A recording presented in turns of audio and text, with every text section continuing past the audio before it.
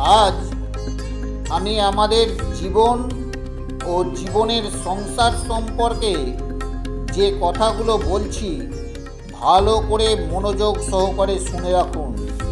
দেখবেন আপনার জীবনে কাজে লাগবেই। তাই আজ আমি আপনাদের কাছে বিশেষভাবে অনুরোধ করছি, আজকে আমার এই ভিডিওটি স্কিপ না করে একটু শেষ পর্যন্ত দেখুন। দেখবেন হয়তো আবার জীবন বদলেও যেতে পারে। প্রথমেই যেটা করতে হবে ভালো করে শুনে নিন।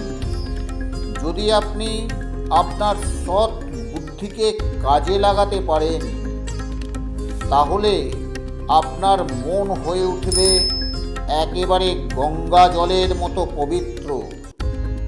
আর এই পবিত্রতা মন যার একবার গড়ে উঠবে, সেই মানুষের মনে জানবেন সততাও তৈরি হবে। এই কথাটা একেবারে বাস্তবসম্মত। তারপর দেখবেন যার জীবনে সততা গড়ে ওঠে তার জীবন ও সংসার হয় সুমধুর এবং শান্তিতে পরিপূর্ণতায় ভরপুর। কারণ সেই মানুষ তখন প্রচুর পরিমাণে মানসিক শক্তি অর্জন করতে সক্ষম হয়। ভগবানের কাছে আমার একান্তই প্রার্থনা, সমাজের সকল মানুষদের সৎ বুদ্ধি দিয়ে সমাজকে পবিত্রতায় ভরিয়ে তুলুন। তাহলে আমাদের সমাজের সকল সংসার সুখে ভরে উঠবে। তাই যদি না চান, তাহলে এমন দিন আসতে চলেছে সেখানে শিক্ষিতরা নীরব দর্শক হয়ে দেখবে, আর শিক্ষিতরা নিজেদের মধ্যে কথা বলে গর্ববোধ করবে।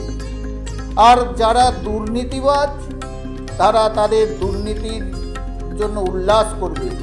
নিজেদের জীবনকে পাখির মতো করে তুলুন। পাখিরা যেমন কখনো ডাল ভেঙে পড়ে যাওয়ার ভয় পায় না, কারণ পাখিরা ডালের ওপর বিশ্বাস করে না, নিজের ডানার উপর বেশি বিশ্বাস করে। তাই কাজের ক্ষেত্রেও নিজের উপর বিশ্বাস করুন, অন্যের উপর নয়। এই কথাগুলো যদি ভালো লাগে আমার চ্যানেলটি অবশ্যই সাবস্ক্রাইব করবেন।